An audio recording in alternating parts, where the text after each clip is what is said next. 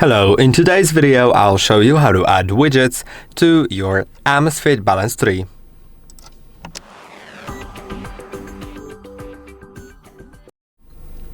As you can see right here, you can just slide up to open the widgets. Now there are different widgets that are added here by default, and if you'd like to edit it, you can scroll all the way down and click on edit. Now you can remove some if you don't want them. Or add them by clicking on plus. What I'll do is I'll remove the ZeppPay. I don't reuse it.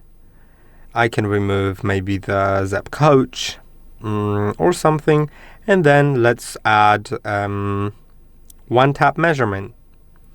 Now when I go back, I have the one tap measuring, so it'll check the blood oxygen, the heart rate, and I think something else as well with just one tap.